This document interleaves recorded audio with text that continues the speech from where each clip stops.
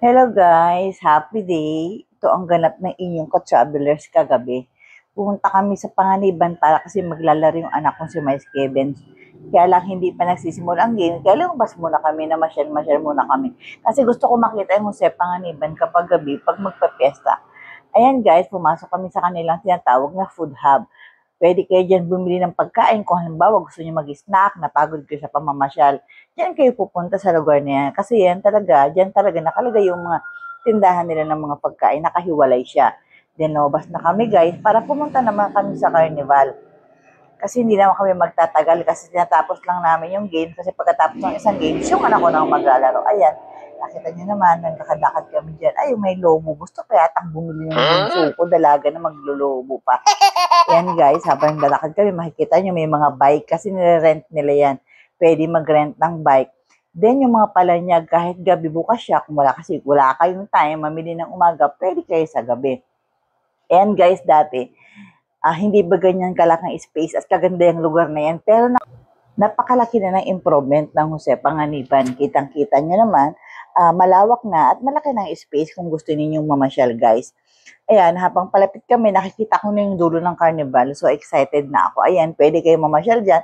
Pag napagod kayo, pwede kong yung maupo yan sa side ng tabing dagat. Nakita nyo naman, napakalinis.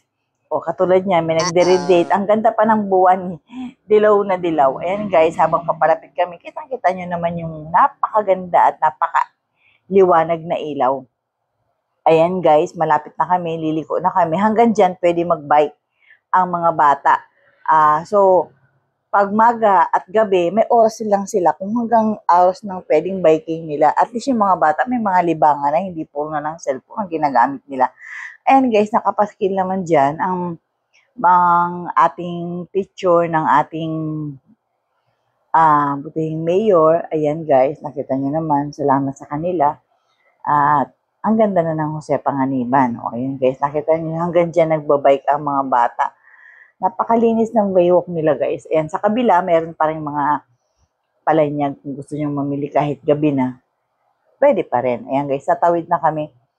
Tatawid. Ito kasi bike lane, hindi na pwede dito yung mga tricycle sa lane na yan. Puro bike na lang talaga. Para na yan sa mga nagre-rent ng bike. Makikita nyo guys, yung food hub nila, malayo dun sa carnival. Ang carnival, ang katabi niya, Bear Plaza. Siguro kaya dun nila yun nilagay kasi yung mga bata pwedeng iwanan dun sa carnival habang yung parents siguro nandun naman sila sa Bear Plaza naglilibang. So maraming tao kagabi nung pumunta kami. Siguro kahit ng mga nakaraang gabi marami pa rin. Kasi palapit na ng palapit ang piyesta guys. O habang palapit na kami, nakikita nyo naman, napakaliwanag na. Ayan yung pinakabukana nila guys, napakaganda.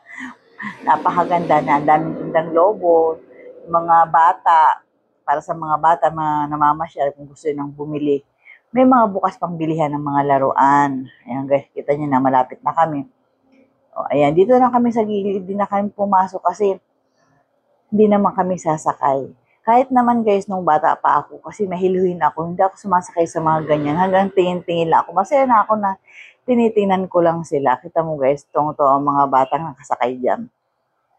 Hindi na kami, kasi sisilip lang naman kami. Naman yung kanilang Bear Plaza, magkatabi lang sila guys. Katulad ng sinabi ko, bumalik na kami kasi baka yung anak ko na susunod na maglalaro. Ayan, kita niya naman. Kasama ko yung anak na si Fatima Malaika at ang girlfriend ng anak ko na si Tala. Bumalik na kami guys sa palaruan. Kaya eksakto, dumating kami doon. Naglalaro na rin yung anak kong si Miles. At natapos ang game naman, salamat sa Diyos. At sila naman na ang nanalo. So, siyempre, hindi papayag ang anak ko na wala silang picture ng kanyang kuya. At nakita na rin niya ang kanyang idol daw na si Amor. Pumayag naman magpa-picture.